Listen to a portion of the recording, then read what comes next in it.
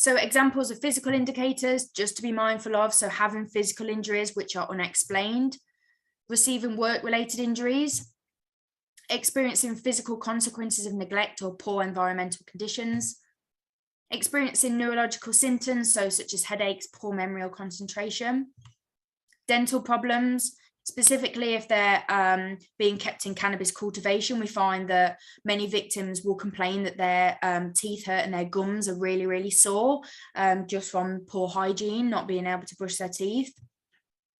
Also deterioration of chronic medical conditions such as diabetes, also asthma. Some clients in the past have said that they've not been allowed to have an inhaler when they've got asthma, which is really, really dangerous. So that's something that we've had to get them access to immediately when they come to the project. Also respiratory symptoms, especially if they've been held again in cannabis cultivation due to the plants, because many will sleep on mattresses in between the plants, which can have a serious issue with their physical health. Also physical symptoms, so weight loss and pain. Examples of psychological indicators may be expressions of fear or anxiety, depression, self-harm or suicidal ideation, symptoms of PTSD, so post-traumatic stress disorder,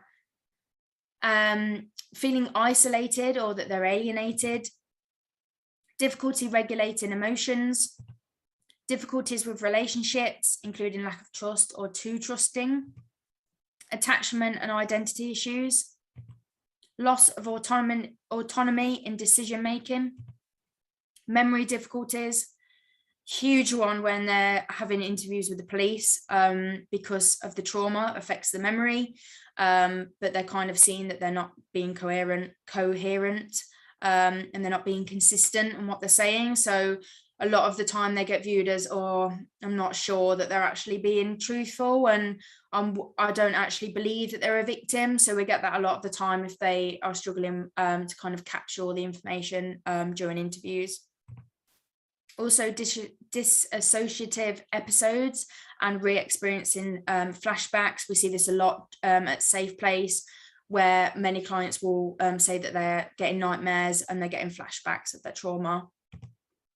Also difficulty concentrating, which is really difficult when we have a lot of paperwork to get through, and especially using an interpreter takes twice as long. So we have to kind of cut it and start again in an hour, because clients get really, really tired and they say, can we stop this now? I need to go and sleep again. So it takes us quite a long time just to get through the main induction pack, especially. Also shame and self-blame. Blaming themselves that they were in that situation, specifically men that we work with. Most clients will say that it's their fault and they put themselves in their situation and they were stupid for not kind of seeing what was happening. So we have a lot of conversations with the men to kind of understand that it isn't their fault and kind of move away from that self-blame. So the types of exploitation. So in regards to domestic servitude, it is a form of labour exploitation. Domestic workers perform a range of tasks in private homes, including cooking, cleaning, laundry, taking care of children and the elderly, and running errands. Some domestic workers also live in their employers' homes. For some domestic workers, the circumstances and conditions of their work may amount to modern slavery. This may happen when employers stop domestic workers from leaving the house. So when they don't get paid their wages, they then use violence or threats. They withhold their identity documents and limit their contact with family and force them to work. So about 6 months ago, we actually had a female referral where Safe Place was actually empty. So we didn't have any clients in the house. And we had a call about a really, really vulnerable female who, on a one-off occasion, we actually took her and we took her into the project.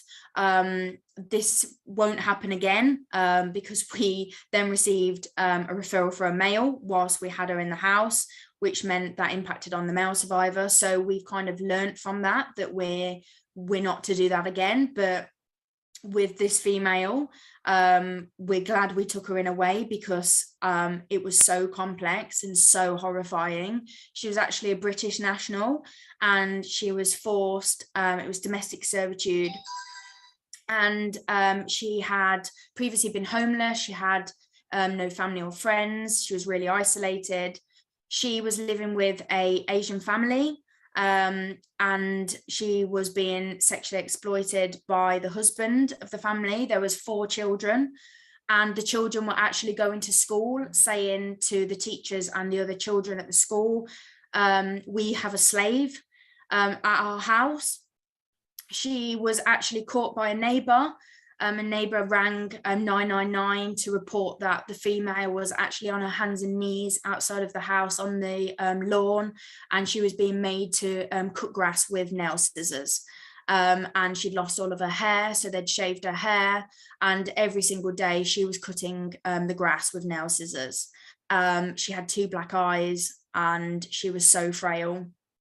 So due to kind of the time and the complexities of the case, and kind of when other services could intervene, we took her on that based on her circumstances.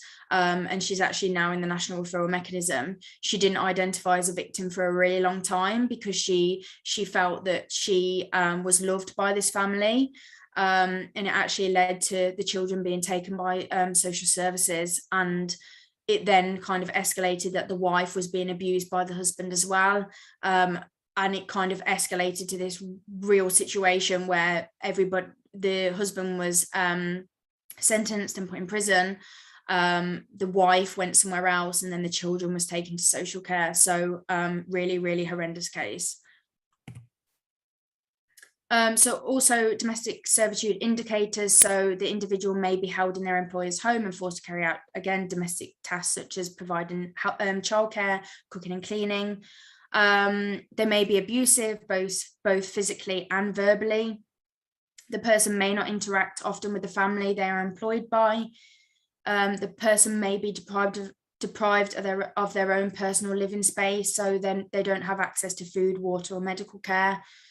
They may work in excess of normal working hours. Domestic servitude cases that we see, they're actually starved. Most clients that we have supported are just not allowed to be fed at all, and they get their food from elsewhere when they go to work. We had a client that worked in a supermarket, and then he was starved when he got back.